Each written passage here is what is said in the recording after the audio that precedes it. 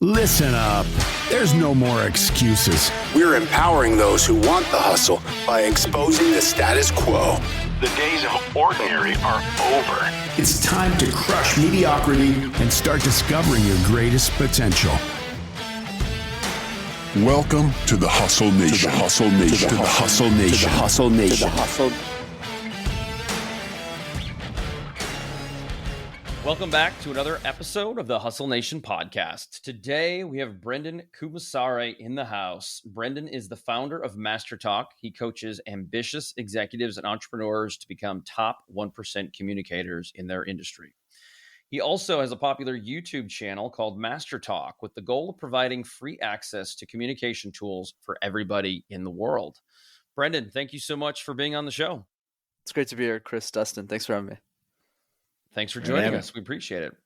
We've been connected now for about a year or so on LinkedIn. And when I came across your profile, I was naturally very intrigued after watching some of your videos, because I realized very quickly, regardless of where you are in your journey or what you do, everybody can benefit from better communication. And some of the tips and tactics that you've delivered that I've seen, I've realized that I can leverage that in my marriage, in my parenting, in business. And so I'm really excited to have this conversation with you today.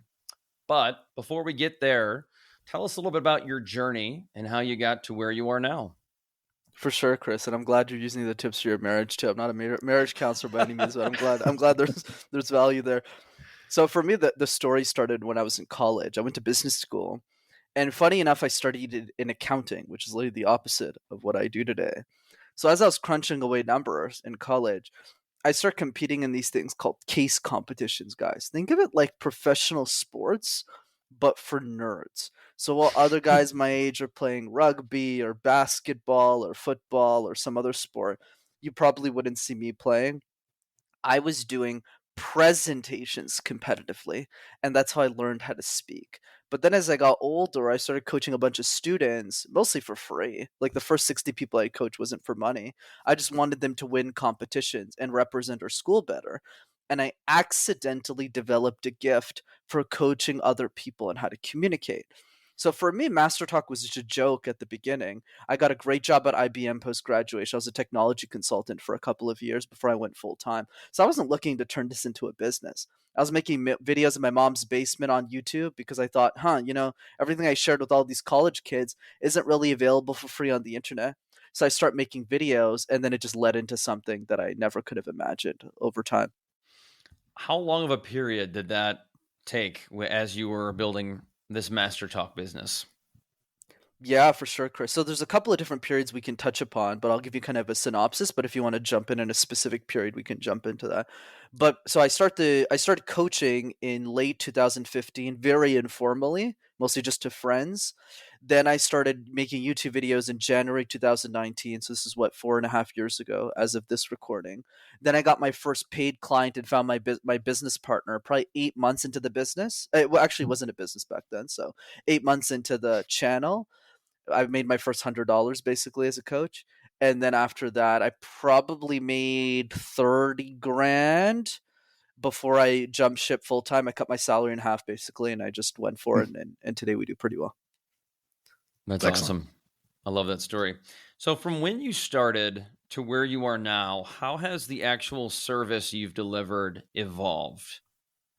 For sure, Chris. I mean, yeah, it's evolved quite a bit for sure. So at the beginning, I don't know how much details you guys want, but basically at the beginning, what it was is generally just a free service that I was just providing to students. So I was just helping them out, and I was making a ton of mistakes in the delivery because I wasn't really a coach. I'd never been coached on speaking. I barely even did Toastmasters. I didn't even do that because I couldn't afford it. I was like a 19-year-old kid right at the time.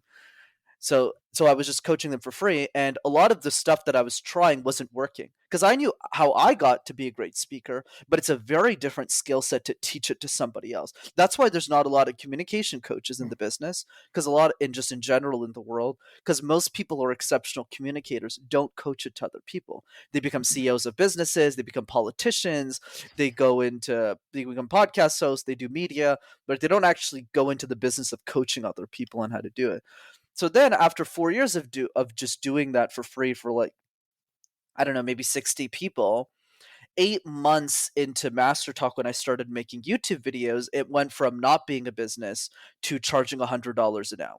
So how did that happen? I went to an event called Summit of Greatness in Columbus, Ohio, which is hosted by a guy named Lewis Howes, who's a podcaster. Wanted to meet the guy. I'm a big fan of him. And I meet my business partner at a 5 a.m. workout. And he asked me what I did for a living. And I just said, oh, I make YouTube videos. And he started laughing at me. And he said, what are you making YouTube videos on? Like music or something? And I said, public speaking. And he was like, what? This kid's like 23 years old. What's he doing making YouTube videos on public speaking?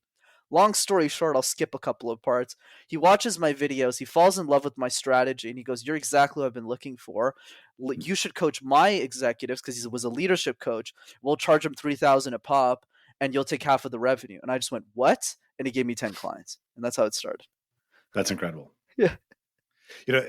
I think it's interesting when you talk about the 5 a.m. workout.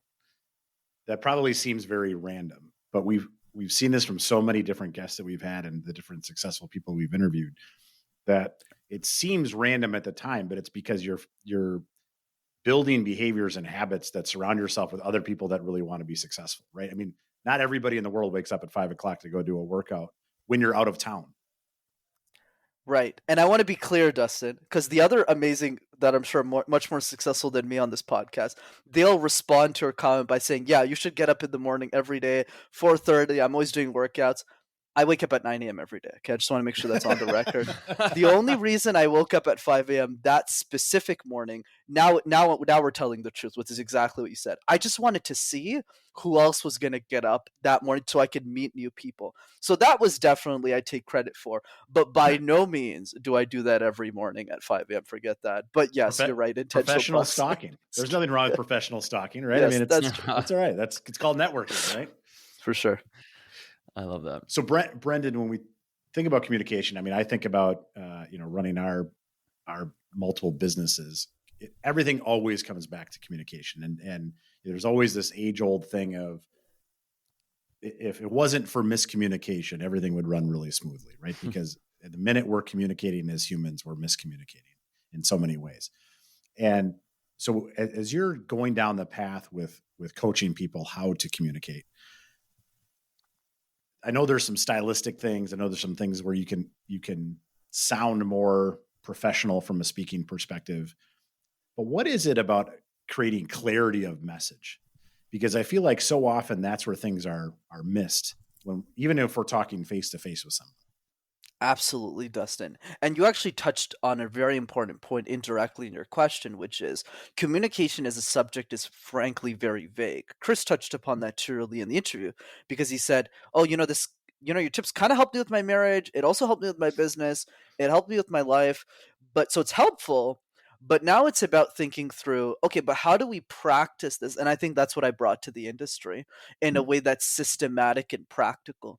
That's why I always say communication is like juggling 18 balls at the same time, where one of them is having clarity of message.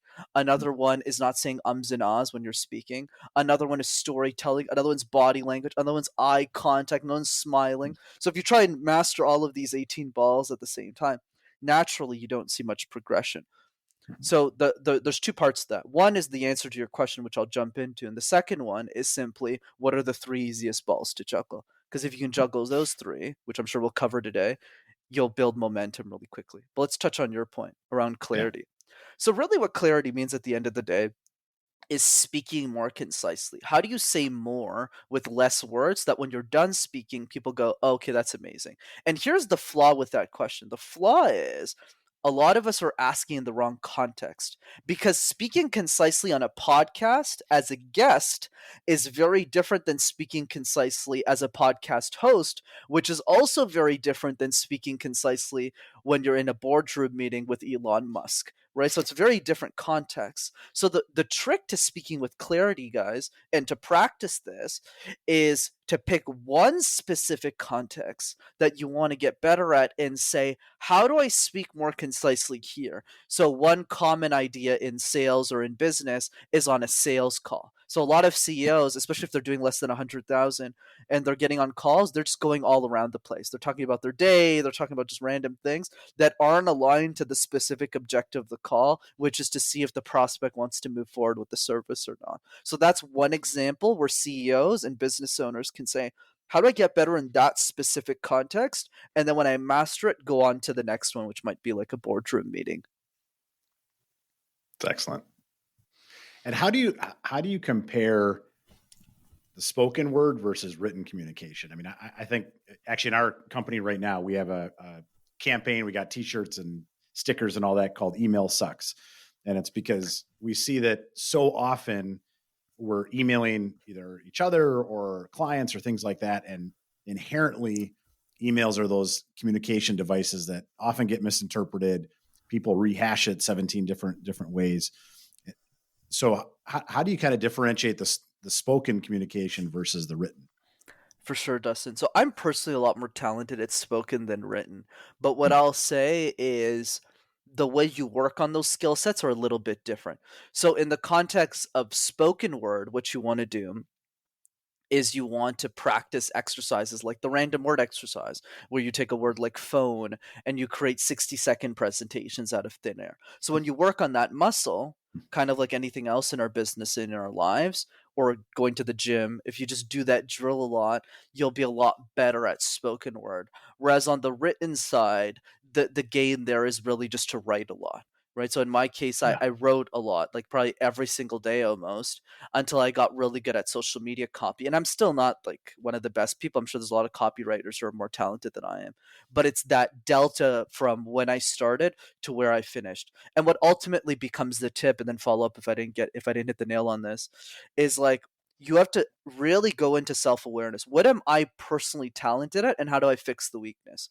So if you're really good at spoken but really bad at written, then you want to challenge yourself to write a post on social media every week. You want to take an extra look at your emails to make sure you're a lot better. But if you have the opposite problem, which is actually really good, you're really talented at written, but you're really bad at spoken, what you want to do, quite simply, is you practice the random word exercise. And then from time to time, if you like what you wrote, you take a voice recorder out and you just sound out what you just wrote so that you get much better at spoken.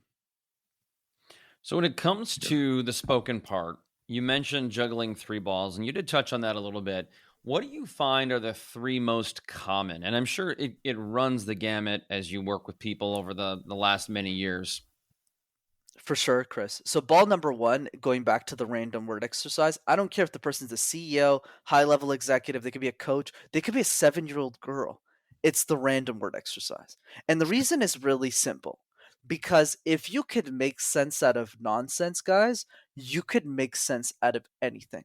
So if you would talk about avocado toast or tea coasters or coffee, and you can make a presentation out of that word, when you go back to your subject matter expertise, life becomes 100 times easier. Like in Dustin's case, right, you run an insurance company. So if you're selling insurance every day, your products aren't really changing day to day. Like it's the same suite that you're selling. There might be some product innovation, but you're not waking up the next morning and saying, okay, we have to overhaul all of this. Yeah. It doesn't really make any sense. So if you would talk about avocado toast, when you go back to those day-to-day conversations you have with clients, prospects, other stakeholders, the game becomes a lot easier. That's one. The second one is called the question drill. We get asked questions all the time in our lives, guys. School, work, podcasting, sales calls, and a lot of us are not ready for the questions that life has in store for us. I'll give you an example with me. A few years ago, I wasn't that great at podcast guesting. It was really bad. I remember some guy came up to me and said, "Hey, Brenden, where does the fear of communication come from?" And I looked at the guy and I was like, I don't know, man. Los Angeles? You tell me. Florida? I don't know. So how did I fix this? Every single day for 5 minutes, I answered one question that I thought the world would ask me about my expertise. So day 1 was, what tips do you have for introverts? Day 2 was, what's your vision for Master Talk? Day 3 was, how do you fix facial expressions? But if you do one question for 5 minutes, team, for a year, you'll have answered 365 questions about the business, about your products, your services, and you'll be bulletproof. And then really quickly, number 3 is video messages. So if you're the CEO of a business, what I recommend, if you got like a small shop with, let's say, 20 employees, send a video message to all 20 employees to just express how grateful you are to have them on your team. Goes a long way, and it's a lot better than a ping pong table. And the second strategy is birthday video messages. I have a Google Calendar that tells me whose birthday it is, and I send them a 20-second birthday video message with the stupidest hat that I bought for $12 on Amazon, and it makes people's day. I love it. The practice of that, using the muscle, right? Practicing the muscle, I think, is so critical. I think about, for myself, to your point, our sales pitch certainly changes over time, right? Innovation changes. But I think about all the time that I would practice to myself in the car beforehand, right? And actually, right after this podcast, I have to go in front of 60 of our team members and talk about kind of the state of the state. Well, if I just walked into that without any sort of preparation or thought process, it's not going to go nearly as well. And so, one of the things that a lot of times people I think miss is the amount of time they should take to prep to do a 5-minute talk, a 10-minute talk, an hour talk. So what sort of guidance do you give from that perspective, right? If I have an event coming up or speech coming up, or even just a talk to my team coming up, what sort of kind of preparation and time should I invest to make sure that I am practicing that muscle ahead of time? Yeah, great question, Dustin. And really, there's 2 parts to that answer, especially since you're a great example of this because you're a busy executive / C-suite level executive. So for somebody like you, which I think is applicable to the audience, there's 2 parts to the conversation. One is asking ourselves, what is the one repeatable presentation in our business or in our life that we can keep recycling over and over again? The analogy I like to give at the gym to keep it simple is there's no personal trainer who's going to look at both of you and say, Chris, Dustin, you did 50 squats today. Let me tell you, you never have to do a squat for the rest of your life. Congratulations, you've won the game of squats. Nobody says you have to keep doing squats for the rest of your life. So it's the same analogy here, but it's about doing it in an optimal way. So oftentimes what I'll say is for entrepreneurs, it's usually the 30-minute educational presentation about their business. So in your case, Dustin, really easy for my insurance executives. It's always, okay, you're talking to the customer, B2C, face to face. It's a deep conversation. It's meaningful. You have to understand their life. So that's we're copy pasting that same presentation to every family that we're interfacing with. That's the repeatable presentation in the business. And that needs to be flawless every single time. And it leads to direct financial and impact for the clients that you serve. So that's one piece. I'm just using it as an example because you're there. The second part is now things get tricky because now it's not about what do we practice, but rather which presentation should we focus on, because we can't nearly prepare as much as the other presentation because our lives as CEOs, as people, will change day to day. So now it's about saying, for one, within the next quarter, what are the 3 most important presentations in my business outside of the repeatable one? So that could be a big keynote that you're delivering to 150 people where there's potential prospects or clients.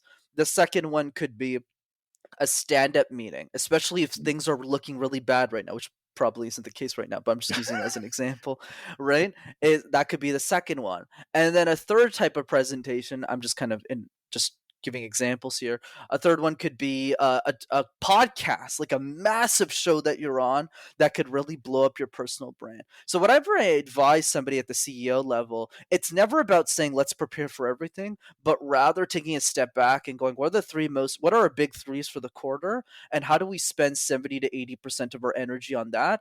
And the other 20% building our foundational skills, doing the random word exercise a lot, doing the question drill a lot. So that way, when we get onto a podcast like this, or when we get onto impromptu conversations or presentations, we don't have to spend too much time prepping or thinking about it and getting a great result regardless. It's excellent. Yeah, I think about just a lot of different events I've gone to and speeches I've gone to where, maybe it's even a 5 or 10 minute speech, and somebody will come up to me after and be like, well, did you just kind of wing it? I was like, there's no way and I'm not necessarily a script guy, but yeah, no, I probably rehearsed my talking points and how I was going to open, how I was going to end, kind of what were the kind of key bullet points I was going to hit on. If I was speaking for 10 minutes, I probably practiced for an hour. And, certainly someone that is a lot more skilled than me probably could do that in less time. And somebody less skilled might need to take more time. But, the idea being, I've always kind of looked at, I want to be spending, depending on the level of complexity, but, certainly 5 to 10 times the amount of time I'm actually going to be having that talk. I want to practice on it. Now, to your point with the, probably 50 or 60 team members I'll be presenting to, it's state of the company, right? So I know it, it's the bullet points, but I still have, I have my thoughts organized as to what am I hitting on first, second, and third.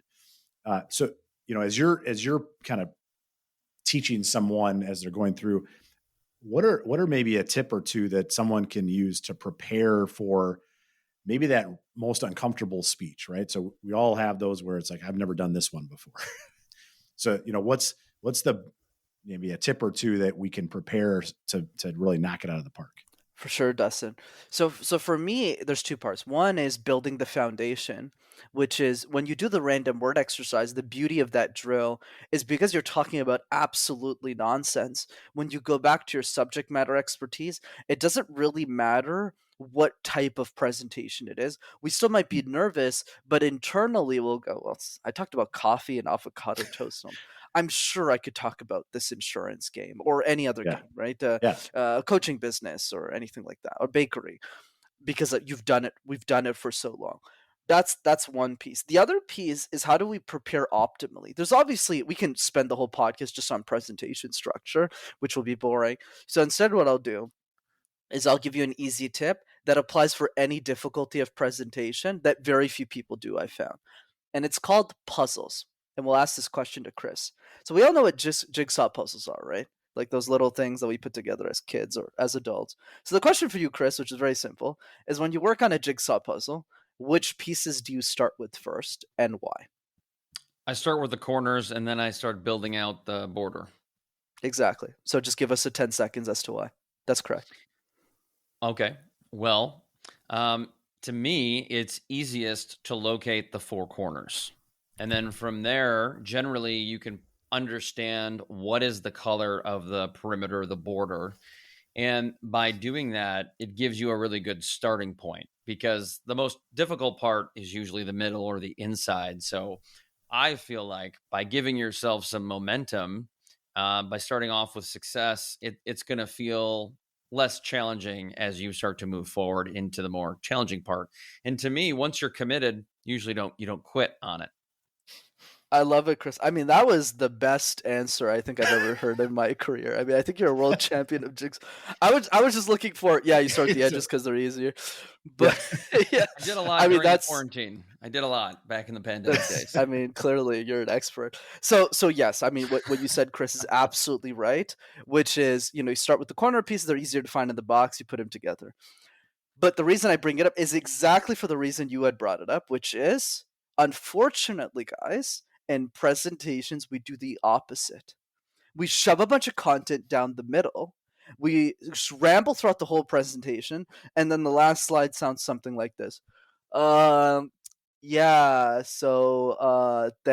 Not the right approach. So instead, similar to exactly what you said, Chris, you find successes to build up momentum when you start at the edges. That's exactly what you should be doing in presentations too.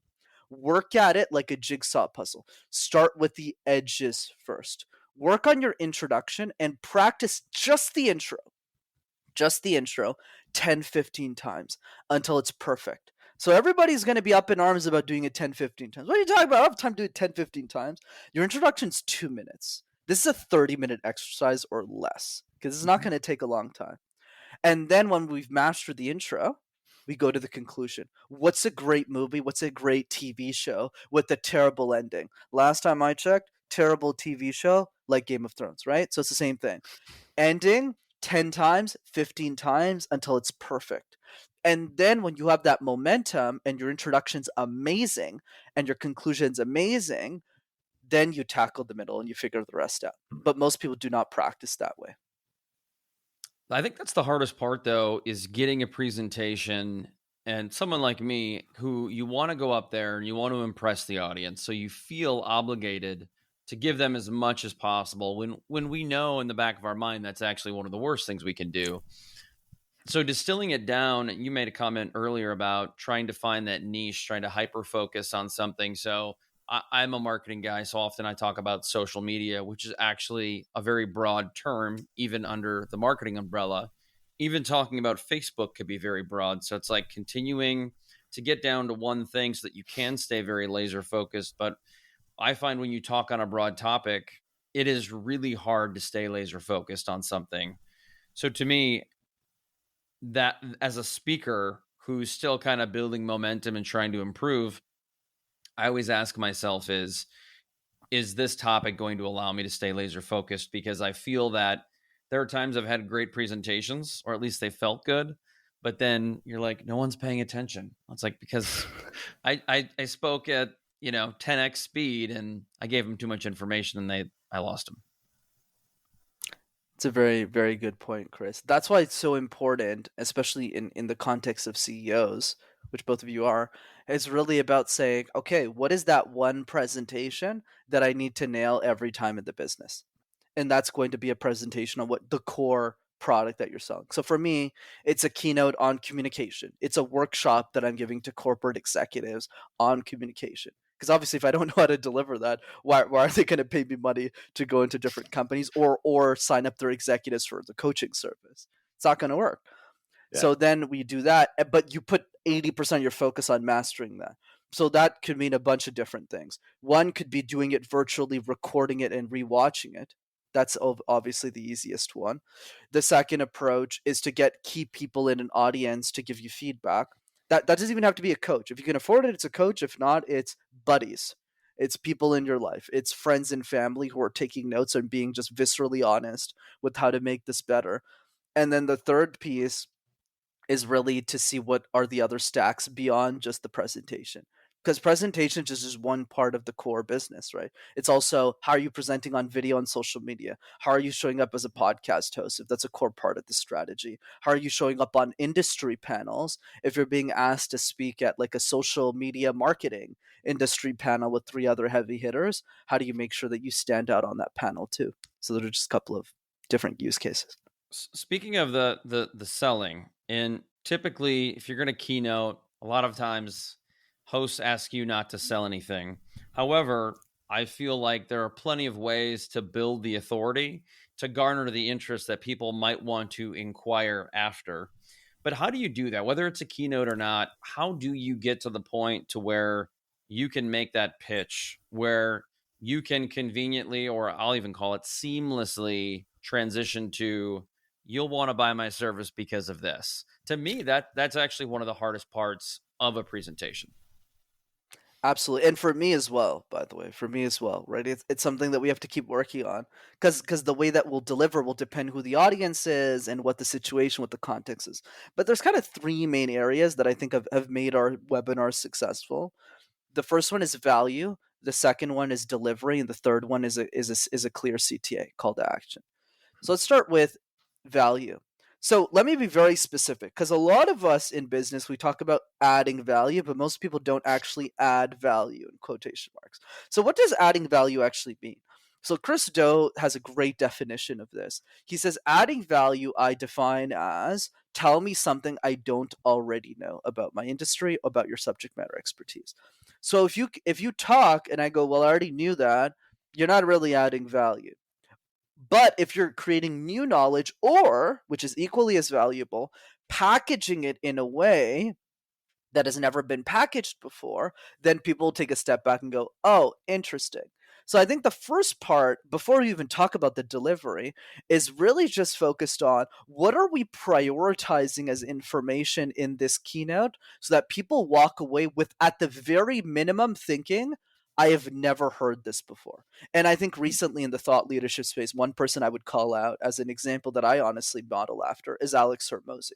So it's not like he's sharing that much new information on how to build a business. There's plenty of people who have built much bigger businesses, because the biggest business he's built exit at like 40, 50 million. It's like he's built $1 billion company or anything. So it's impressive, obviously, but he's not like the most successful entrepreneur of all time. But man, the way that he packages it, at the volume he packages it, is very impressive, right? So that's really value, what it means.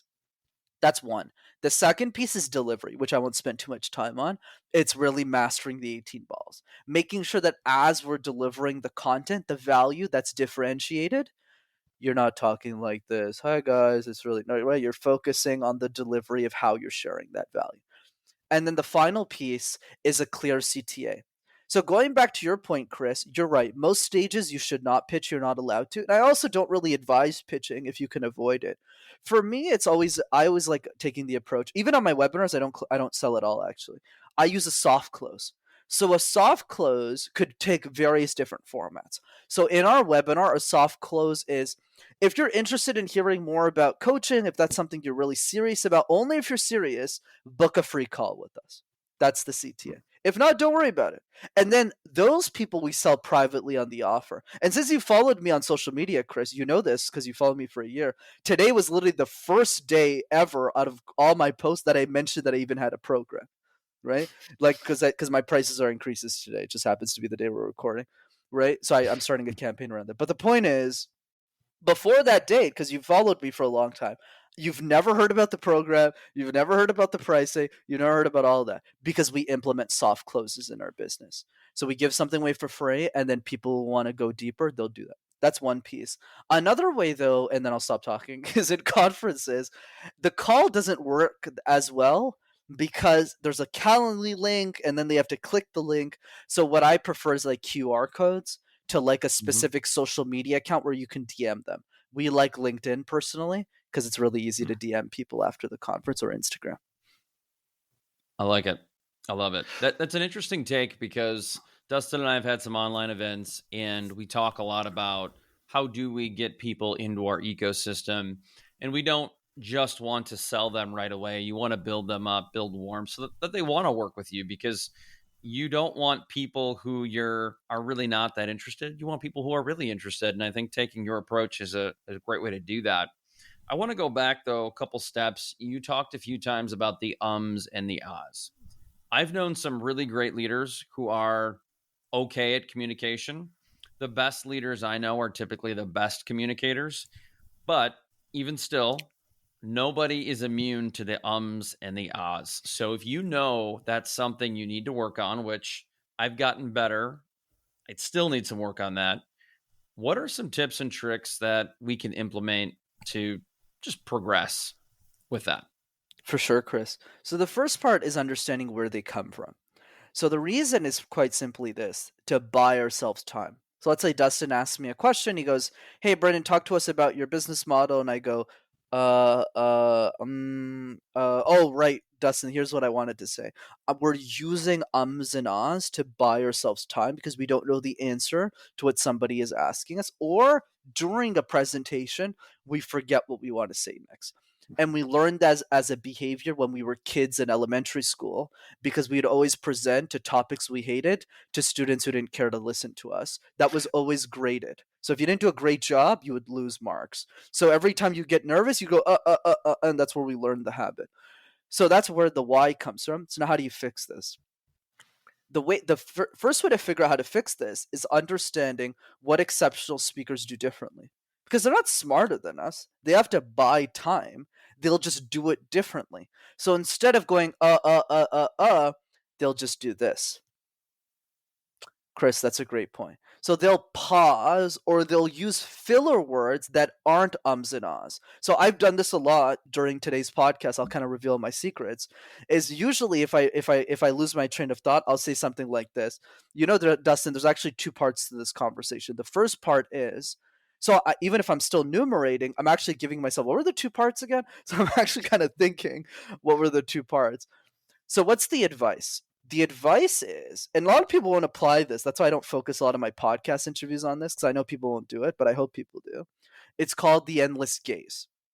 So the endless gaze is very simple. When I'm coaching a client in person, let's say I'm hosting an event, I'll have executives sit in front of each other, literally. Some of them are strangers. And I try and put the same gender together, so it's even more awkward. And they have to stare into each other's eyes for 3 minutes without saying a word. That's what the endless gaze is. They can blink. They're allowed to blink. They're just not allowed to talk. And I've done this with people who were married 10, 15 years and they couldn't make it to 3 minutes. And the reason this is such a good exercise is because it teaches you how to pause for excruciatingly long periods of time. So that way, when you go back to your regular life presentations or keynotes, it's really easy to pause for 2 or 3 seconds. So that's the advice. Brenden, it's so funny you mentioned that, because I flew out to Denver about 6 weeks ago for a big event that I spoke at. And I put together a presentation, kind of reworked something I had. I was really proud of it, thought it was really good. And I thought it was one of my better speaking events. And as I reflected on it, one of my few things that I wanted to do was I wanted to slow down. And I didn't care if I went over by 10 or 15 minutes, but I knew that if I could slow down and force myself to pause, it would probably come over better. And I've noticed that sometimes on stage, I talk fast because I'm like, how am I going to get through 50 slides in an hour? So I did that. And those pauses that were maybe 2 seconds felt like 25 seconds. And that to me was, and I had heard it somewhere, is being comfortable with the silence, with pauses, even during questions. And I've found that the people that I've seen on stage, the most powerful presentations were those who were very, I'll just in comparison call it slow and methodical. They were okay with the breaks and the pauses, and that has helped me break away from the ums and the ahs about 94% of the time. Love that. So do you think that works from a time perspective, is slow down the cadence, give yourself time? For sure, Chris. Honestly, the only thought I had is the way that you present 50 slides in an hour is you don't have 50 slides. You have like 40. That's the only thought I had. But definitely your point on pausing was very astute, right? The only nuance I'll draw is the way you speed up that learning. Because I used to say filler words all the time. Whereas now you'll notice that I barely say any, because I'm very quick now to replace them with pauses like I just did right now. But that took a month. When I was 19, that's when I got rid of all my ums and ahs kind of for good. I booked 30 days, and I literally just said, I don't care if I say gibberish for 30 days. I need to make sure I don't say ums and ahs. So I would speak, and I would just go, and I would just do that. And then eventually the tick kind of just wore off. Awesome. I love the story. I love the insight. And if it wasn't for me not hitting record in the beginning, we'd probably have another 5 minutes to ask you some questions. But I understand you're tight on time, so I want to give you a few moments to tell our audience where they can find you and what you have going on right now. For sure, Chris. Thanks so much for having me on the show, Justin. Chris, it's great to be on. So 2 ways to keep in touch. The first one is the YouTube channel. So you can type Master Talk in one word, and you'll have access to hundreds of free videos on how to speak and share ideas. The second way to keep in touch is to join one of our free trainings. We do a live one on communication every 2 weeks, and I facilitate it myself. It's a lot of fun. It's live. It's interactive. And if you want to jump on that free call, go to rockstarcommunicator.com. Great URL. I love that. All right, Brenden, thank you so much. We'll put the links in the show notes. And thank you so much for tuning in today. We appreciate your ears, the reviews, the downloads, all that good stuff. Thanks for listening. Have a great day. Peace. Thank you for being part of the Hustle Nation. If you're serious about raising the bar in your personal and professional life and willing to go all in on your success, head over to hustleleaders.com. Here you can get access to our Hustle Productivity ebook, attend our Hustle Masterclass, or challenge yourself to the 30-day Hustle Challenge. Pairing these tools and training with the Hustle Nation podcast will help you advance to a whole new level. Until next time, stay hungry and inspire those around you to hustle.